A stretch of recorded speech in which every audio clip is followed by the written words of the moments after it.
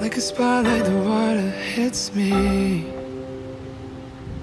Rented extra cold to shake the words from my mouth, though I know that no one's listening. I nervously rehearse for when you're around, and I keep waiting like you might change my mind. Who wrote the book on goodbye? There's never been a way to make this easy, and there's nothing quite wrong, but it don't feel right. Either your head or your heart, you set the other on fire. No one.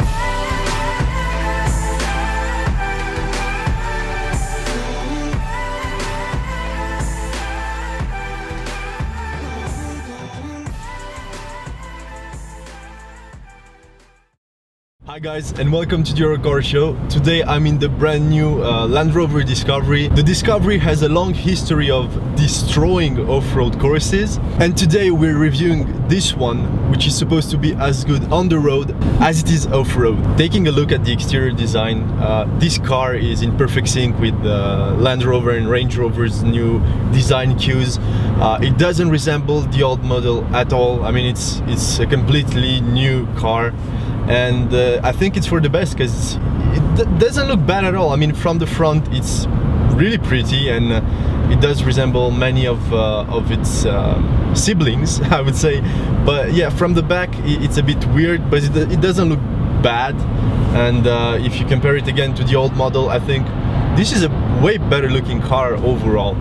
Interior wise, this car is the HSE version. What does it mean? Good question. Actually, it's, well, optioned out. It has most of the options. It's, I think, one trim before the top end, which is HSE luxury. And yeah, this is a pretty loaded car right here. The finishes are great, the leather is nice, everything feels really nice. You do get like an upmarket kind of feeling when you get in the car. The seats are uber comfortable, heated and cooled if you have the option. By the way, it's really fun when you turn the heated seats on. You're supposed to click on that AC control thing, and then you get the seats heating and cooling control. And the really cool thing is you basically get those heated and cool seats on all the seats. I mean, all 7 or 6 actually. I'm not sure if the middle one has it, but I don't think so. You basically get 6 heated and cooled seats, because yes, this car is a 7-seater. You basically pop up the trunk and you get like a switch. You can raise the chairs and you get an extra 2 seats, which are decent for children. Not that much for adults, but that's fine because you can fit the adults anywhere in this car in the 5 seats, because it's very, very, very spacious. But then again, it's a Land Rover Discovery, it's a beast, so it's supposed to be spacious. I've mentioned interior and options. This car is, again, as I was saying, pretty much optioned out. You get like a double sunroof situation, you get this amazing leather, you get this updated infotainment system. It's touchscreen. It's way more responsive than the one I had in the XC about a year ago, and this one is the large infotainment system. It's very easy to use, very practical. You get all your basic stuff you might want. You can even control the AC in the heated seats, or cooled if you have the option. I mean, it's very simple to use, but you don't get a knob, so sometimes while driving it might get a bit confusing because you have to, you know, search for it, and you don't really have a feedback once you, I mean, if you click it and you're not really paying attention, you're not gonna have a feedback, so that could be annoying. And BMW, you know, they got it pretty well, since they basically have been using the same infotainment system for a while, and because it works. And Jaguar has been implementing those touchscreens, which are very good because they really work really nicely, and they have a very nice resolution. But you know, sometimes while driving, I mean, I'd rather focus on the road than on this infotainment system, and sometimes I have to focus a bit more than I might want to.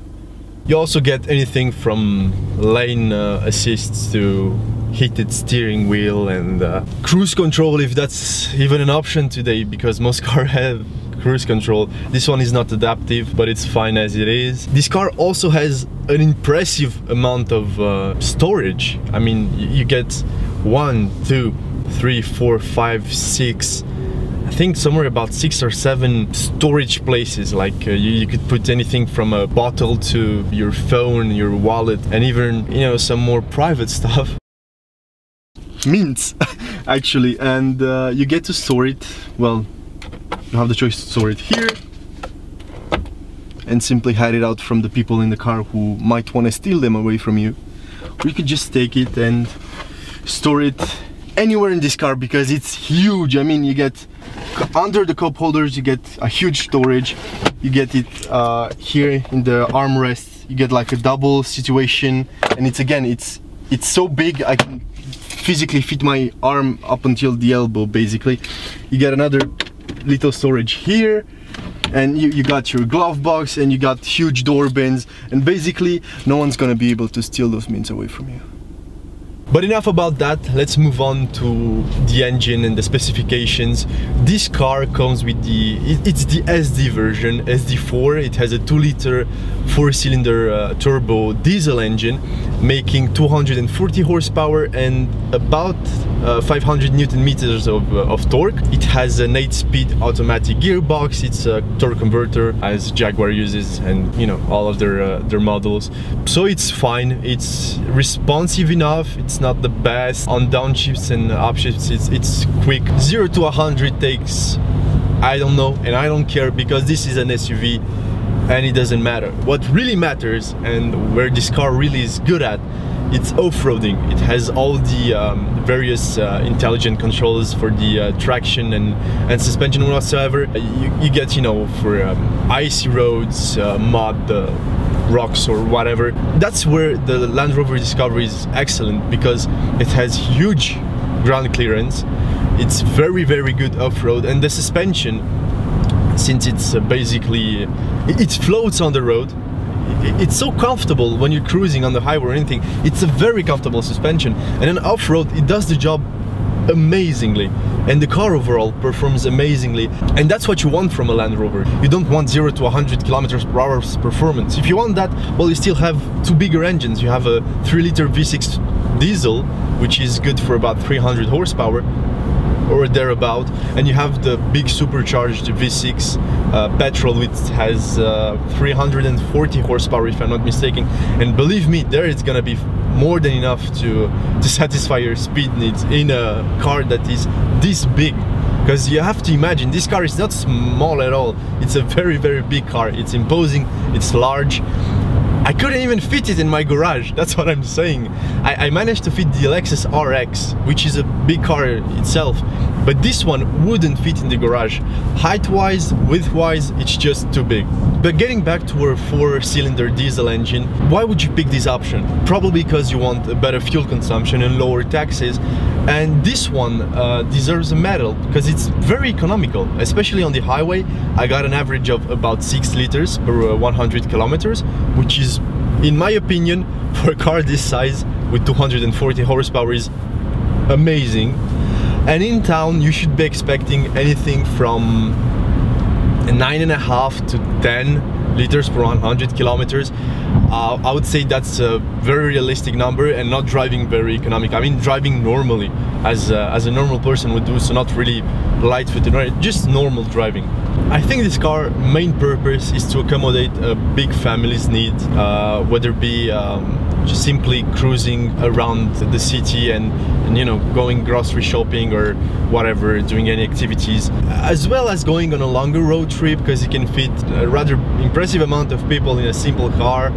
And you can also fit a decent amount of luggage because the trunk is very spacious, and it's overall a very pleasant experience. The car, in spite of its weight and height and width and stance, it's very civilized on the road, and especially on the highway it's very pleasant to cruise in. I was expecting it to be similar to the Land Cruiser, which was very good off-road, very nice in town, but you could still feel it's an SUV, and its main purpose wasn't to be a highway cruiser. Whereas this one, no problem whatsoever. You can cruise 120, 130, even 140 kilometers per hour at under 2000 RPM and it will do it in style and in comfort, and most of all it will be rather silent for such a big car. So if you're in the market for a large SUV that can do very well off-road and even tow some stuff, like I even forgot to tell you guys, this car can tow up to 3.5 tons. Like what? This is pretty good. So if you need all that and you have a big family or just many friends that you want to take on road trips with you, I think this is a very good car and one you should consider. Especially the HSE trim should cost you anywhere around 60,000 euros here in Belgium, and for that amount of money you get a big amount of car. So in conclusion, I think this car is a very good purchase for anyone who can afford it. I don't think anyone's gonna be disappointed by the finish if you put some money in options. This car is basically over 10,000 euros in options. I know it's a bit much, especially when considering you can get other cars at maybe better price tags that will be way better in regular use, but this one is gonna give you that premium feeling as well as the off-road capabilities that no other car is gonna give you besides a Land Cruiser, which in a 4-door configurations is gonna cost you about the same and probably won't perform as well in town or on the highway as this car does. Anyways, when I compare this car to the Land Cruiser, I basically compare it to the 2016-2017 model.